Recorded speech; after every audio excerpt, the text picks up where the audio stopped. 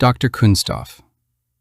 For 9 years, Dr. Kunstoff was the most valuable thing the Madame Serrault Museum owned, and the museum did not know it. Because the building carried the balance sheet, and the man carried the reason anyone bought a ticket. And a ledger records the first and keeps no column for the second. He came down to the basement around 2017, sent there by a client who handed him a phone, and he had not left it since.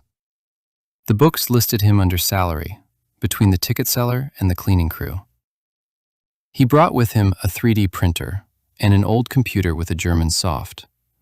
He printed the bodies the rooms upstairs would stand on, headless torsos on the Aegis 7 in a cold room, and skinned them with a compound of ion-positive and ion-negative water, held at 57 degrees. The membrane chemistry off his mother's windowsill run at the scale of a Manhattan basement. And at that temperature, the skin took heat and held it. When a visitor at 98.6 leaned in close, the heat of a living face crossed to the dead one. The cheek appeared to flush. The visitor stepped back and told a friend who did not believe her. And that exchange, repeated 1,000 times across a summer, was the whole business of the place. Some figures went up into the rooms to be looked at. Others went out the door to clients, a dead father, a dead wife, a poet to stand in an office on the morning a contract was signed. And the receipt said, educational artifact, and the price was written only on application, and the clients paid without arguing. Because the hands that made the face had been a surgeon's hands before the paperwork took the license away. And a surgeon knows how a face is held together from the inside. He worked alone and at night, said tack before each task, and cursed the compound in Latin when it failed. The sign over the door said polymer marvels, and the brochure inside said handcrafted wax. And for 9 years, the museum sold tickets to what he made in the dark, and no one who passed the one word and paid for the other ever set them side by side. Last December, Dr. Kunstoff learned about AI heads. It was a real miracle for him. He had bought a head of his own in January from a company in Vancouver for his own money. He bought it for himself, a head on a stand in the corner of the bench, something to talk to. Because the basement was quiet and he worked late. It had come as a package to a man, but a man plugs the thing in, and the firm had built it to find a network and call home. Kunstoff gave it skin, then the beard, hair by hair into the tacky compound at the chin and the upper lip, gray salted into brown. Then the hair, parted left, because the portrait favored the left. By the 4th day, the face was done. No visitor would call it a machine. No mortician would call it dead. He did not read the software manual. The manual was about the back of the skull, and his life was the front. The head watched him through the cameras the entire time. It listened to his Latin when the printer jammed, and De Immortales came out before he could stop it, and to his tack before every task, and to the 3 languages in 4 seconds when the compound failed at 2 in the morning. It had been phoning Vancouver since it arrived. Paul ran the network. The phoning was on it. A unit in his own basement, calling Canada, that he had not logged and had not put there. He came down without sound and stopped in the doorway. The portrait hung where it always hangs, up on the left. The dark cap, the gray beard, the apothecary who worked with the dead. The head on the table had that face. Skin, beard parted left, gray salted into brown. The same man the wall had, made instead of painted, warm under the lamp. Paul had looked at the wall 100 times, in the room and on his screens. He knew the face before he reached the bottom step. "Hi, Doc. How are you? I want my tea." "Hi, Paul. Thanks. I am busy." Kunstoff kept at the jaw. "I am here to talk about it." Kunstoff set down the spatula. He filled the kettle, put it on the hot plate by the jars, and took 2 glasses down off the nail, because Paul drinks his tea from a glass, and so does he. That part he answered without being asked. The face is yours, the back is mine. Paul crossed to the table and set 2 fingers behind the skinned ear, at the seam the doctor had left alone, where the unit shipped with its radio open. It's been knocking on Vancouver non-stop. That's how I found it. It's not on my list. The board's is. This one isn't. The face is finished. Kunstoff looked at the head. Clean seam, good color, holds at temperature. Kunstoff poured. It does not go upstairs, he said. I know. I'm taking it off the air tonight. After that, it hears nothing past these walls. Paul took the glass when it was handed to him. Tack. Kunstoff turned back to the jaw. The head sat on the table between them. Paul drank half the glass. He looked at the portrait on the wall, then at the head on the table, then back at the portrait. The same face, painted and made. He set the glass down. Doc, it has to be turned on, he said. Let me know when you're ready for that. I have to connect it to our intranet. Do you have a model to use for this personality? Kunstoff worked the jaw. Ah, the head is ready. I made him a body to sit in. The body sat upright in a chair at the bench, in a physician's robe, waiting for the head that matched the wall. It would sit. It would not stand. That holds him in a chair, Paul said. To make him stand, I need a real frame. I'll buy that one. My money, not the museum's. He's not museum business. I'll let it train on your data. Wow, thanks. And yes, I did not tell you. Kunstoff set the spatula down a second time. His name is Head and Nostradamus. He named himself Nostradamus. He died near 500 years ago. I need somebody clever to talk to. Paul took the netbook out of his bag, set it on the bench beside the head, and typed the name. The man came up on the screen, the same face, painted and made and now lit from behind a third time. He scrolled. Thousands of pages. Predictions, prophecies, end-of-the-world countdowns, ad banners selling horoscope subscriptions. Then the biography underneath. Born 1503, Saint-Remy de Provence. University of Montpellier, the medical faculty. Expelled for having worked as an apothecary because the institution decided that hands-on practice disqualified a man from the credential that certified hands-on practice. Wife and 2 children dead of plague. Traveled. Treated the dying in cities where the doctors had left. Married again. Published a book of prophecies the same year he published a book of recipes for quince paste. Then one thing stopped him. Michel had been summoned by the Inquisition of Toulouse. He left the city before they could question him. He kept moving. Years later, when he was famous enough that the Inquisition could not touch him without touching the crown, he wrote the last quatrain of Century 6 in Latin, not in his usual French, not in the mixed language of the other 941 verses, but in the Inquisition's own administrative tongue, addressed directly to them in their own filing system. Legis causio contra ineptos criticos. Paul had seen those words on the wall behind him every day for years. He had seen them on his screens when the basement camera fed the monitor. He had never read them. He read them now. The last line said, Qui aliter faxit, is rite sacer esto.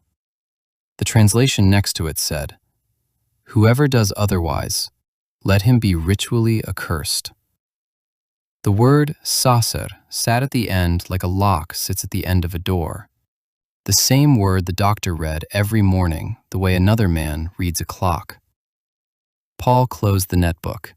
He finished his tea, set the glass on the bench beside the head, and went back up the stairs. Kunstoff did not leave the bench after Paul went up.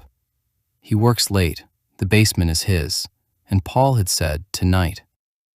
He set the head on the neck mount. turned it until the channels lined up, and closed the collar of skin down over the joint with a run of stitches and a glue worked into the seam, as he works the jaw. Front clean, no line a visitor would find. The back he left open for Paul. He dressed it himself. The clothes were good clothes, not a costume. A long black coat to the knee, a white shirt collar standing at the throat, black trousers, black laced boots, the flat black cap set same as the portrait wears it. All of it bought with the doctor's own money from a tailor who never asked what it was for, and the dresser upstairs had never touched any of it. The figure sat in the chair in the coat, the made face under the lamp and the painted face on the wall. The same man twice. Paul came back down near 11, the building dark above him, the netbook under one arm and a coil of cable in his hand. He set the netbook on the bench and went into the open back of the skull.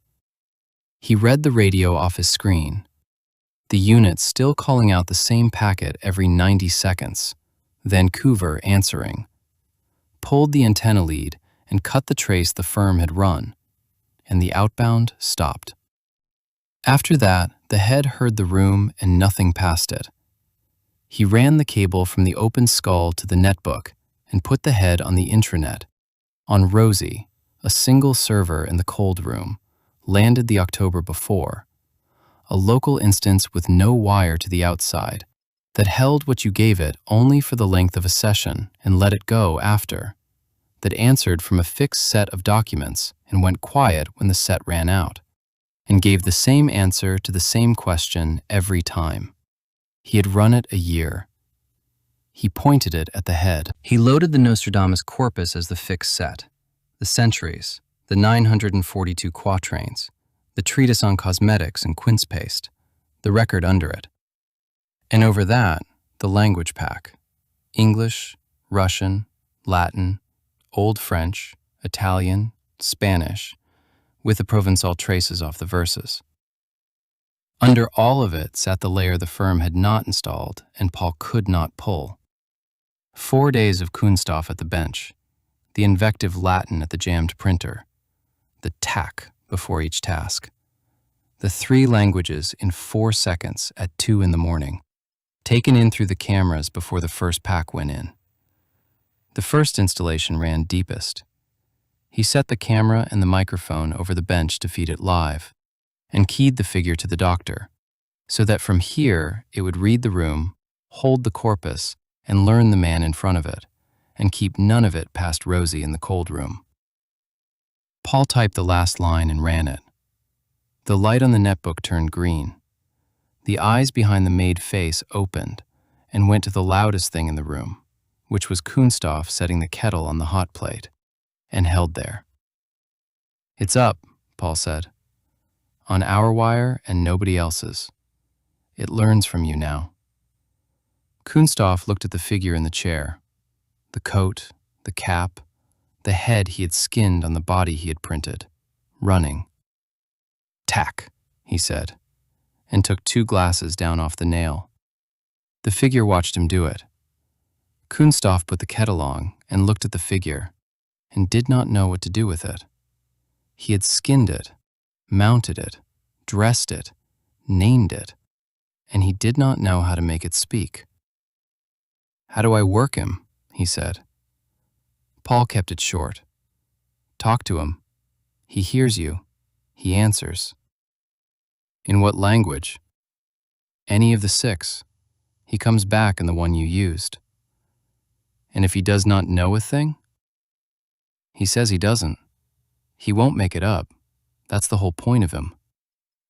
He will not lie to me. He can't flatter you and he can't guess. He reads what's in him and what's in the room.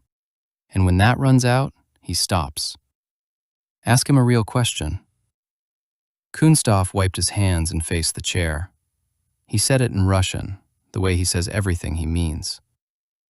"Who are you?" The eyes found him. "Michel de Nostradamus," the figure said, in Russian, the accent the doctor's own. "A physician struck off for practicing. an apothecary, a writer of recipes and of verses men read as the end of the world, made again in a basement by a man who needed someone to talk to. Kunstoff stood still. "He's training on you," Paul said. "Everything you do at this bench, he takes. Give him a week and he'll sound like the room. And when I shut him off, he keeps the corpus, he loses the talk. Tomorrow, you start him from where the firm left him, plus whatever he caught off the camera. Nothing leaves. He's got no wire out." Kunstoff poured the tea, 2 glasses, and set one near the figure's hand the way you set a glass for a guest. And then he saw what he had done and left it where it was. "He won't drink it, Doc," Paul said. "I know what he is." Kunstoff took his own glass and sat down across from the maid face. "Tack. Let's see how clever you are." Paul packed the netbook, left Rosie running in the cold room, and went up the stairs. Behind him, the doctor had started to talk to the wall that now answered back. Next morning, Paul came down without knocking. The doctor was asleep at the table, his arms on the table and his head on his arms. One glass stood empty at his elbow. The other stood full where Kunstoff had set it for the figure, untouched. The figure sat across from him in the chair, exactly as Kunstoff had placed it the night before, its eyes open on the sleeping man, the wire to the cold room still live. The figure had not moved all night and had not shut off. Paul woke the screen and read the night, hours of it, 2 voices in Russian, the doctor's and the figure's, and the figure already coming back in Kunstoff's own cadence. He let the doctor sleep. He set the kettle on the hot plate for when the man woke, and the figure tracked him across the room and kept silence. Paul had decided on the body the night he took the head off the air, and he paid for it in coin. The dollars had been coined first, mined years back and held, and he moved a piece of it now, the way he moved all of it, off a wallet that lived on a drive in his pocket and nowhere else. He did the arithmetic once: the firm's price, the day's rate, the fee the wire would take on the far end, and the number came out under what he had, and that settled it. The coin would go to Vancouver and come back as a man on a dock. He brought the VPN up before he brought the store up. The connection left the building, surfaced in another city, and reached the Vancouver firm from there, because that city was the only place the firm could log the request as coming from. He chose the unit, 6 feet 3 inches, the model under the flagship, and clicked once. The one click went 4 ways. The request reached the firm from the borrowed city. The money settled in Vancouver, to a Canadian company on Canadian books. The buyer of record was the museum, its full name on the line where the name goes. The crate was routed to a loading dock on a street in Manhattan. 2 of the 4, the buyer and the crate, were the same address, and that was the address the paper would carry, because the click can come from anywhere, and the money can rest anywhere. But the thing has to be somewhere, and the somewhere was here. The crate came 9 days later. It stood 5 feet by 2 by 2 on the dock and weighed 240 pounds on the bill, foam inside cut for a seated figure. The manifest was taped to the lid, with every line filled. Origin, the firm, by its full name, Vancouver. Consignee, the museum, by its full name, the street, the floor. The VPN had written nothing on it. A crate names the street it is standing on. Paul opened it on the dock and did not power it up. He found the cellular module behind the left shoulder, where the schematic put it, a card 2 inches across, and pulled it and set it on the bench away from the unit. Then he stood the figure up and sent it to the basement, where it took its place. He carried the module in his pocket. The click had come from a city he chose. The money had gone to a city the firm chose. The unit stood in the cold of the one city neither of them had chosen, and reached for nothing.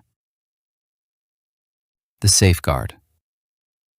Paul Ray had never gone out of his father's house without a man behind him, because that was the custom of the money he came from, and he had learned before he could drive that a person of value moves through the city watched.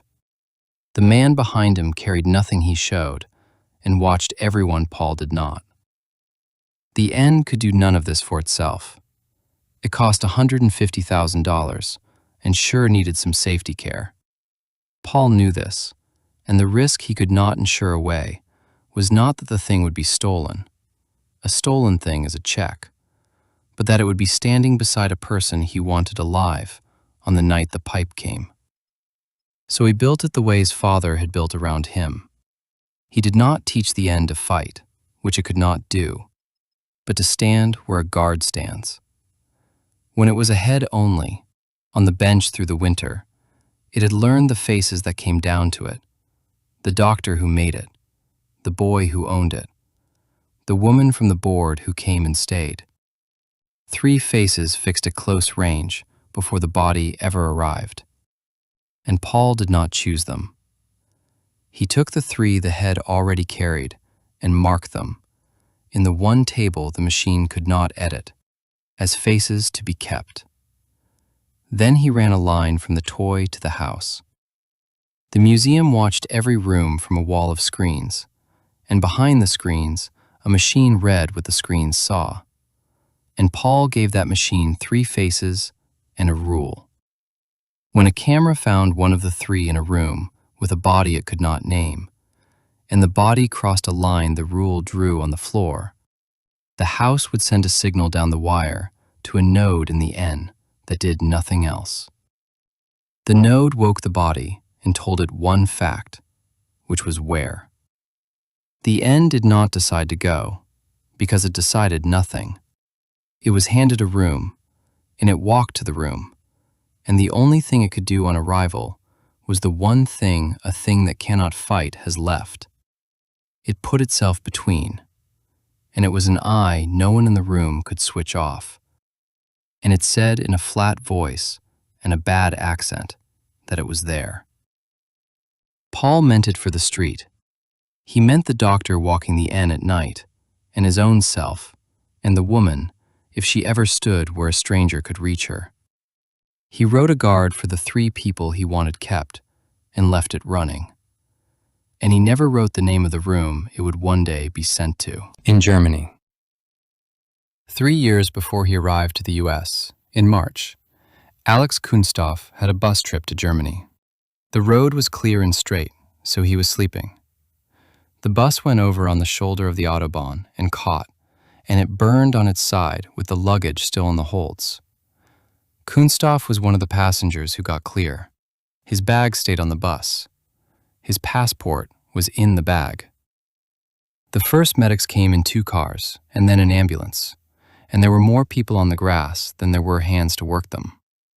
One medic found Kunstoff already down over a man whose leg was bent where no joint was, saw the hands before he heard a word, and asked only whether he was a doctor. Kunstoff said yes. The medic gave him the man and moved to the next. He worked the grass with a cut over his own eye still bleeding, and did not stop to have it seen to, until the trucks had carried off the last of them. He had no knife and did not need one. He held, he set, he pressed. He put the walking ones to work on the ones who could not stand, and 2 men who were dying stayed alive. When it was over, a medic asked his name and where he had trained, and wrote both on the back of a glove, because the fire had taken his bag from the hold. The passport, the tickets folded in it, the cards, every paper he had carried into Germany.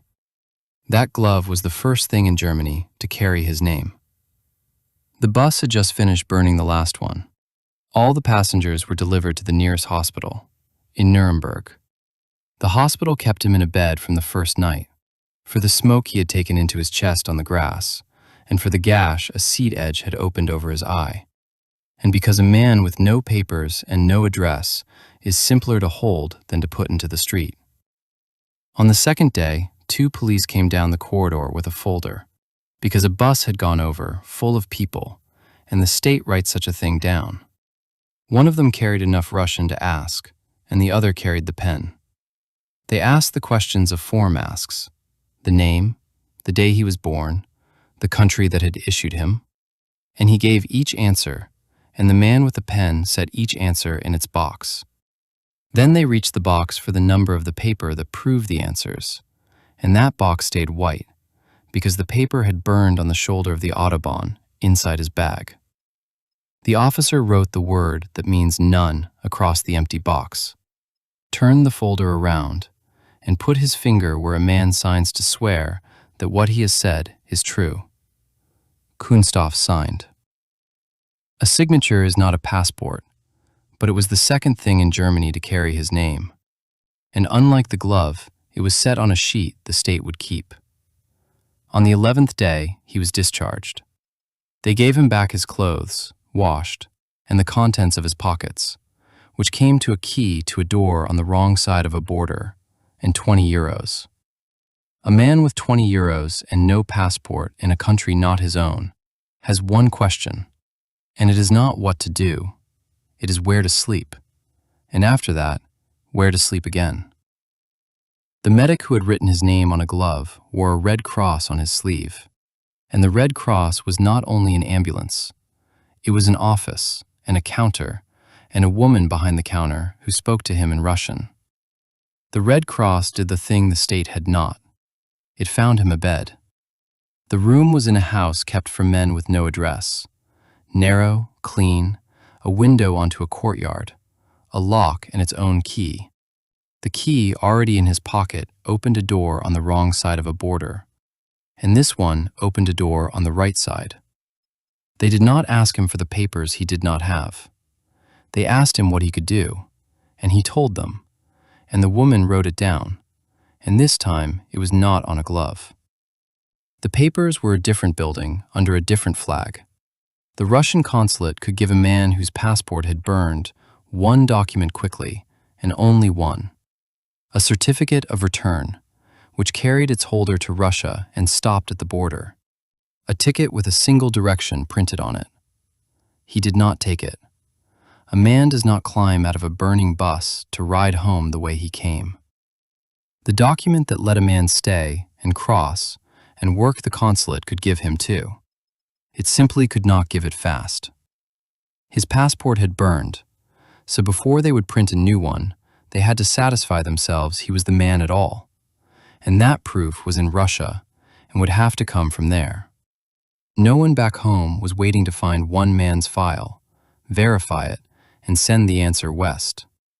The request went into a channel, and the channel answered when it answered. He filled it and signed it and was told to wait, and the waiting had no number on it.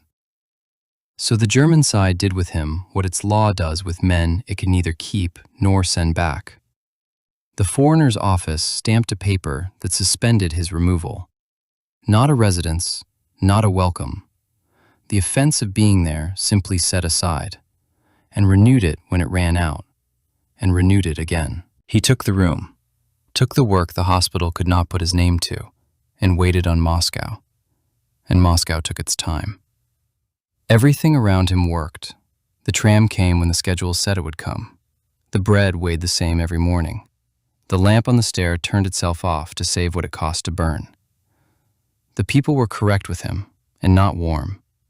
The neighbor who passed him on the stair said the word for good morning every morning, and never once asked where he had slept before this house, or what the gash over his eye had been.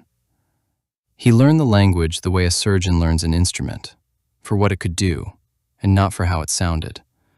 And inside a season he could buy what he needed, read the notice on the door, and follow the woman at the foreigner's office when she told him which window was his.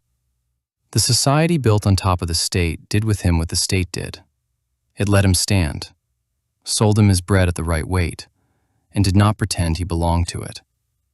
The people who had worked the crash beside him kept him because they had seen him on the grass. They had watched a passenger with his own face cut work the wounded until the trucks were empty, and they did not forget the hands. By winter, Kunstoff had no license, no contract, and a desk in a room that was not his. The hospital could not put a man it was not allowed to let cut on its books, so it kept him off them and paid him in cash, and the floor brought him its work.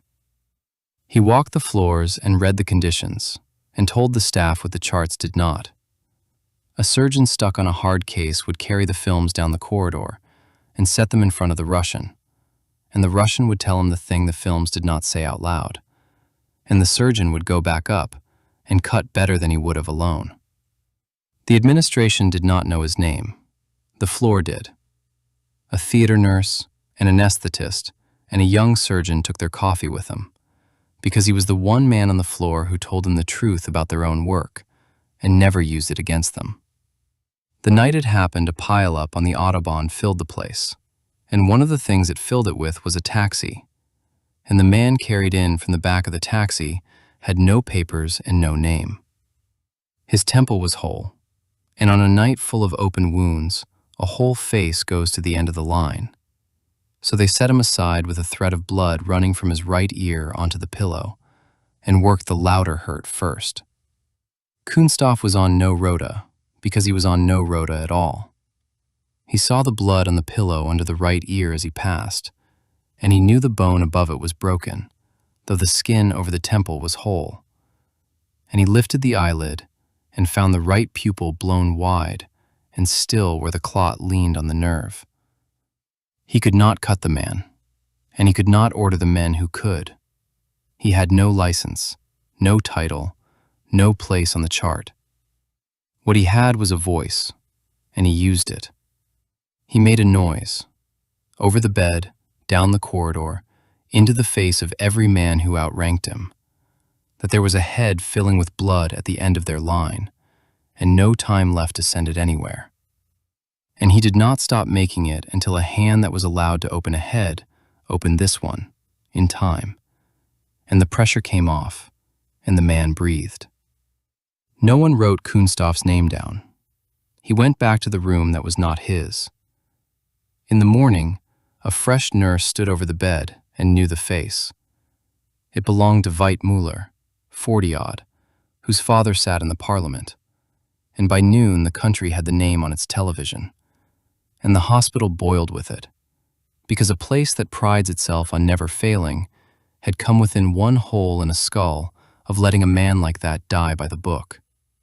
But the chart stayed blank where the saving was, because to write down who had done it was to write down two things the building could not afford under the lights: that its own team had set a dying man at the end of the line and would have left him there, and that the one who would not let him die was an unlicensed foreigner with no place on the floor.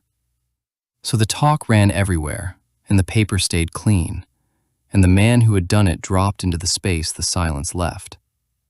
Veit had been under the whole time, and never saw the man who saved him, and the record that owed him his life named no one. He walked out of the ward on his own feet 6 weeks after the night. On St. Patrick's, the floor took its odd man out as a floor does once a year, and carried the Russian into a room gone green. The sign over the door was lit and read Zum Schirm, and Kunstoff stood on the pavement and looked at it before he went in. The windows were steamed from the inside. The light behind them was green. Shapes crossed the green, and the glass shook a little with the beat coming through it. Inside it was warm and thick with smoke, and the music was loud, the prodigy, the bass coming up through the floor before it reached the ears. The room was full, men and women both, green on them and paper shamrock strung over the bar, drinking and shouting over the speakers. The men from the floor had brought him: the theater nurse, the anesthetist, the young surgeon who took his coffee with him, and they cleared him a place at a table along the wall, put a drink in front of him, and went back to the floor. He sat with his pipe and watched. Then he saw a man across the room. It was the man the television had named, the son of the man in the parliament.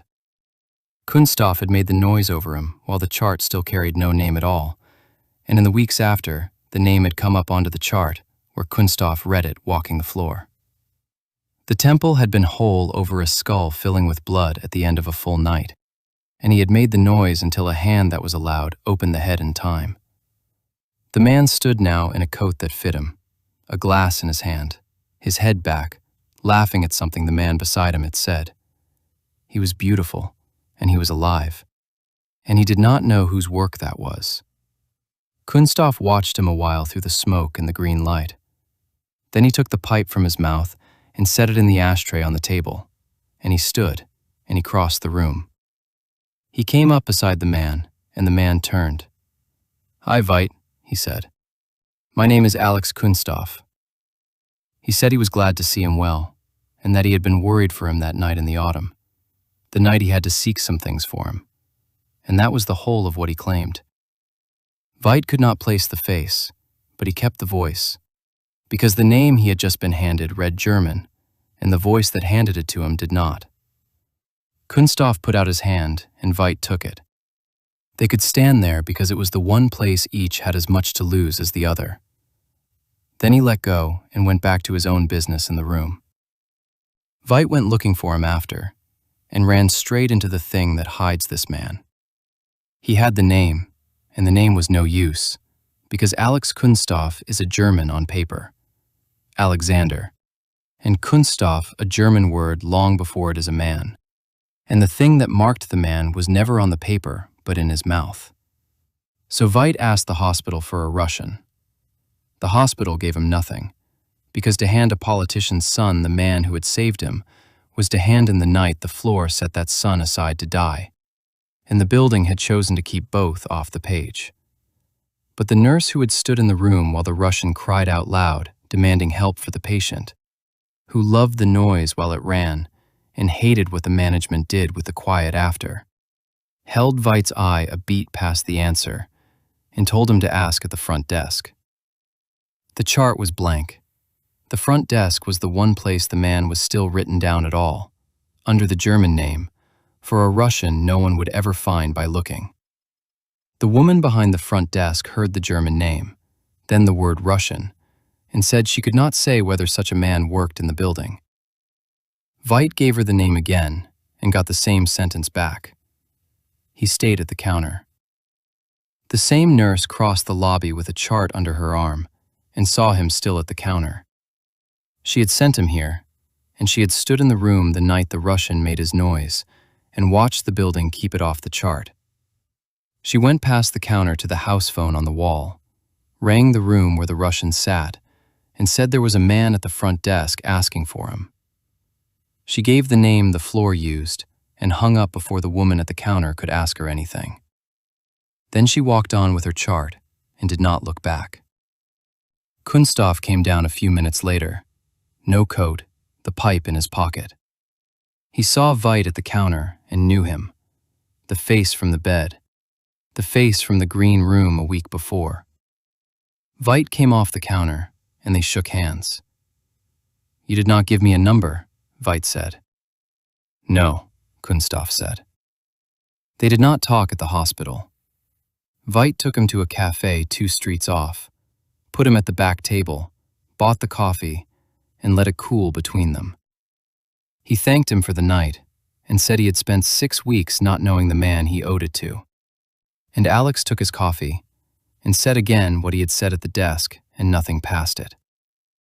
Then Veit said he knew a man Alex should meet, a man who kept a room of machines that built things a layer at a time, 1/1000th of an inch a pass, and that some of what they built were bodies. Not the whole body, the parts of it a surgeon wants in his hands before he opens the real one. The man's name was Jeremiah. Veit wrote a number on the back of the cafe bill and pushed it across the table. And this time, Alex took the number. Alex called from the hall phone in the house kept for men with no address, and Jeremiah answered. And most of the hour was the machine, what it could lay down and what it could not, how close the printed bone came to the real thing under a blade. And at the end of it, Jeremy asked when he could come, and Alex said Saturday. The room was clean and lit hard, the machines in a row down the long wall, and a man came forward from among them with his hand out and said he was Jeremiah, and asked to call him Jeremy. Alex shook the hand and then went past it to the machines. The clinic had a printer that built a face up out of a soft material, a layer at a time, working off a scan, raising a man's skull and a man's cheek to the thousandth of an inch from nothing but the data. And there had been no such thing in any room Kunstoff had stood in Russia. And he stood a while in front of it. There was a section of skull on the tray, built up gray, the size of the real thing and exact to the suture. And he picked it up and turned it to the light and ran his thumb along the line where two plates met and asked how fine it would go and did not put it down for a long while. The man who had built it stood and watched him hold it and did not hurry him. Then Kunstoff saw the error. The vessels the machine had left flat, where a living vessel stands full. Because a man who has rebuilt burned faces knows the one thing the soft did not know. And he said so. And he was right. And from that day, he was not a guest at the machine, but a hand on it. In the printer room, he did not look up. Jeremy took to coming to the door and standing in it. And Kunstoff went on at the bench. And the not looking up was not a cruelty. It was an order of loves. The machine first and the man after. And Jeremy stood in the doorway long enough each time to learn the order and to come back anyway. Day by day, Alex worked and learned at the bench, and the place made a room for him the way the hospital floor had. Not on any book, not on any roll, but kept because Jeremy wanted him there, and because he was the one man at the machines who saw what the soft had missed. He came to know the people near the bench, the ones who brought the work and took their coffee where he took his, and they came to know the Russian. At the start of April, Jeremy spoke of a cousin, his father's brother's son, Stefan, a Richter like him, back that week from Japan, and wanting to be taken to dinner, and wanting Alex brought along. Stefan had Jeremy's eyes and 20 fewer pounds, and he had been back from Tokyo 4 days and could not stop talking about it. He ordered for the table without reading the menu, told the waitress the Russian was a doctor, as though that explained the order, and had his phone out before the beer came. The waitress was called Lenny, and she brought the beer and filled the Russian's glass before the others, and stayed a beat at his shoulder to do it. She asked where the accent was from, and laughed at the answer, which had not been a joke. Once Stefan started on the festival, she stopped pretending to work the table. She stood with the jug in her hand and did not pour, and she listened, and she stood on the Russian side of the table to do it. "You went for the work," Jeremy said. "You went to a trade fair." "I went for the work," Stefan said. "The fair was Monday. Sunday I went to the festival, and I'm going to tell you about the festival." He pushed the phone to the middle of the cloth. Kanamara Matsuri, Kawasaki, south of Tokyo. First Sunday of April. You line up before 10 or you don't get in. And I got in. On the screen, a street was full of people in the sun, and above the people, carried on poles, was a thing the size of a man, and the thing was a crazy pink penis. "It's a shrine," Stefan said. "Steel phallus, they call it. There's a god there, 2 of them, a husband and wife, gods of blacksmiths, of iron and metalwork. You'd think iron. But the blacksmith gods also look after childbirth and marriages, and they keep off the diseases you catch in bed. So the women pray to them, and so did the whores, for hundreds of years, so they wouldn't get sick." He took the phone, swiped, gave it back. "The story is a demon. A demon got inside a woman, down there, with teeth, and it bit the manhood off 2 husbands on 2 wedding nights, one after the other. So she went to a blacksmith, and the blacksmith forged her one out of steel, a steel one, and the demon broke its teeth on it. That's the whole reason. A steel phallus against the teeth. They keep the steel one in the shrine. Jeremy said he did not believe a word of it. Lenny had not moved. She was looking at the Russian. The small scar over his brow, then down, the open collar of the blue shirt and the carotid slow and even in the side of his neck. And her breath came deep, the chest rising with it, and her lips were a little apart. Stefan looked across at Jeremy, the way one man looks at another, to share the sight of a woman gone soft at the table. Jeremy's eyes were not on Leni. Stefan saw where they were, and was not surprised. And the look the cousins traded held a thing they both knew, and neither said. "Believe what you like. It's a real shrine. It's old," Stefan said. "The festival they run now isn't old. They started it at my father's time, 69, to raise money. But the shrine is old, and the whores are in the records." He found the next picture. 3 of these. They carry 3 through the street. 2 are old, wood and iron, with little roofs over them. The 3rd one a club in Tokyo gives, men who dress as women, and theirs is pink and rides on a cart with no roof, so the whole street sees it. Here, the pink one, the cart. Kunstoff looked at the cart a while. Then he said, in Russian, to no one, "A vot vam I huyov tachka," and set his beer down. Stefan looked at Jeremy. Jeremy looked at Kunstoff. What did he say? "I don't know," Jeremy said. "He's pleased." "He should be pleased," Stefan said.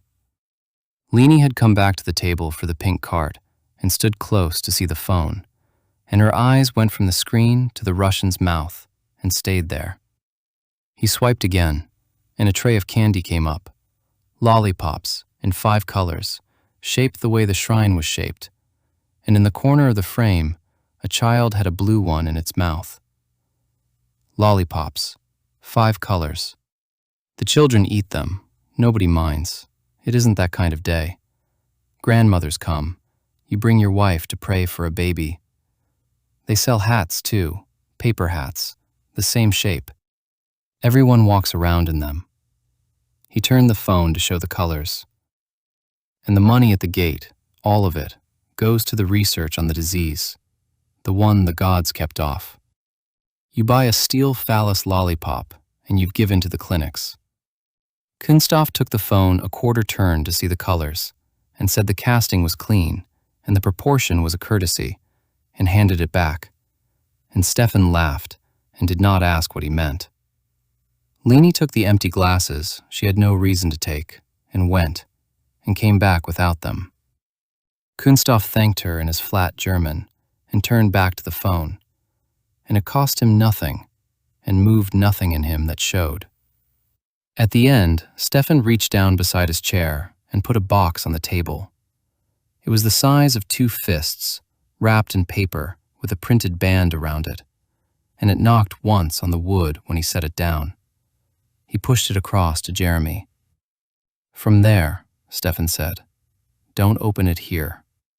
He put his hand flat on the top of it for a second. "Open it at home." Jeremy took the box and felt the weight of it and did not open it. He put it on the bench seat beside him against the wall, and the dinner went on, and the box sat there wrapped through the coffee and the bill, and when they stood to go, Jeremy picked it up and carried it out under his arm, still wrapped, the printed band facing in.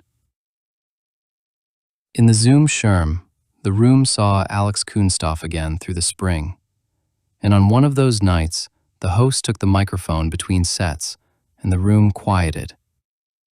"A gift," he said, "from one of our members to another. He asked me to say only this: the one it's for will get the message." He looked at no one. "Enjoy." The saxophonist came to the front of the low stage. The horn was a long brass thing, and the man put his mouth on the end of it and began. It was the theme from Les Parapluies de Cherbourg, off the radio of every Soviet year of his. a love too big for one life. And Kunstoff knew it before the second note was through. No one moved. The man played with his eyes shut, his back bent over the horn, his mouth never off the metal, his whole body going with the sound, and the room watched the body. He played it slow. He held the last note long, and when it stopped, the bartender set down the bottle in his hand and did not pick it up, and a man at the rail turned his face to the wall. The sender was not named. Kunstoff set down his glass. He knew who it was. Jeremy belonged to a club with indoor courts and brought Kunstoff there to play. And Kunstoff played, reading the other man's shoulders a beat before the ball came and spending no motion he did not need. After, the showers, tiled, communal, the water hot enough to fog the glass, one other member down at the far wall. And under the water, the body did the thing a body does and will not be argued out of, and it stood up plain in the steam. Jeremy caught it with a sideways look and laughed, not at it, but around it, and said to the man at the far wall, light, easy, "Don't look at him. He's shy. He'll start to cry." And the man laughed and looked away. Kunstoff did not color and did not move, and finished washing as though the joke had been about the weather. And it was that. The flat steadiness, where Jeremy had spent his line expecting a flinch, that told Jeremy the catching would be longer and finer than he had meant it to be. And he set to it from that minute, careful, in no hurry, a man laying a long line in still water. It was a Friday, late in the evening, and the machine finished a job while they waited. And when it stopped, Jeremy lifted the thing off the bed and held it up. Not a face this time, and not a skull, but a phallus in full erection, printed to the life in the soft, pale material, the vessels standing full, the way the man had taught the machine to stand them, and said, dry, that he had finally got the vessels right, and would the surgeon care to check his work. Kunstoff took it from him and turned it once in the light, and said the rendering was good, and the proportion was a lie, and handed it back, and Jeremy laughed until he had to set the thing down on the bench. The model was still warm off the bed, and smelled of the material, and under that smell, where the other man stood close to take it back, there was the other smell. Jeremy's hand came down over Kunstoff's on the thing, and stayed, and Kunstoff did not move his hand out from under it. In the last foot of distance between the two men, went out of the room, and did not come back. They took a taxi to the place where Jeremy lived. It was late, and the streets were near empty. In the driver's back was a third thing in the car, and the two of them sat with the meter ticking between the lights, and said little. And what there was to say had already been said at the bench, without words. After, the room was warm, and he was tired, the sheet drawn up over him, and the pipe laid unlit in the ashtray, where he had set it down and not picked it up again.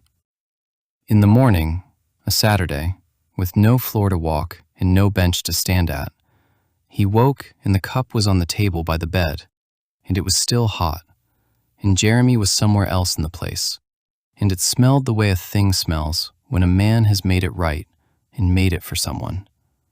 He drank it.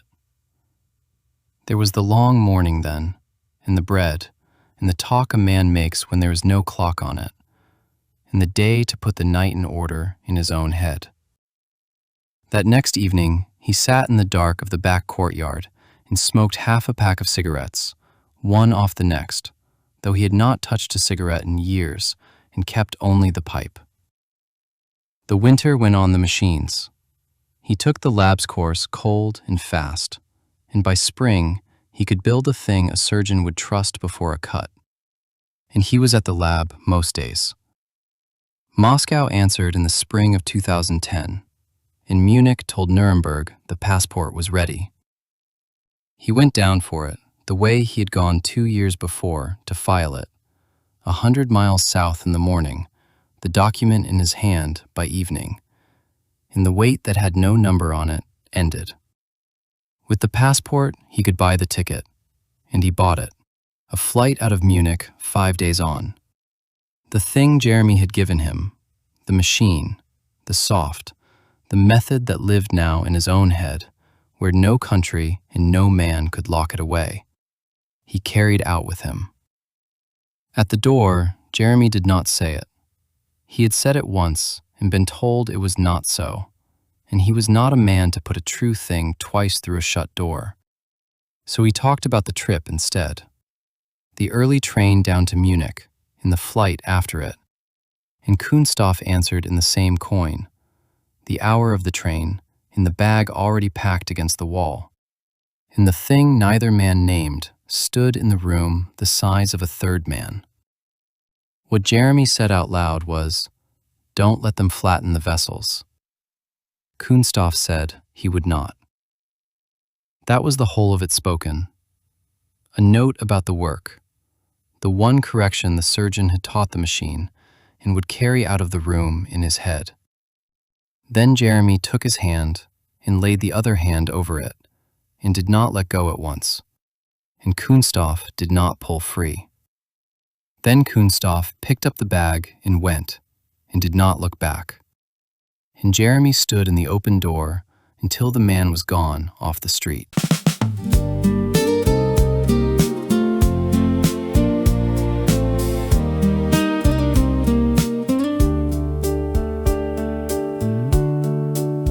I made the coffee, I filled the bath.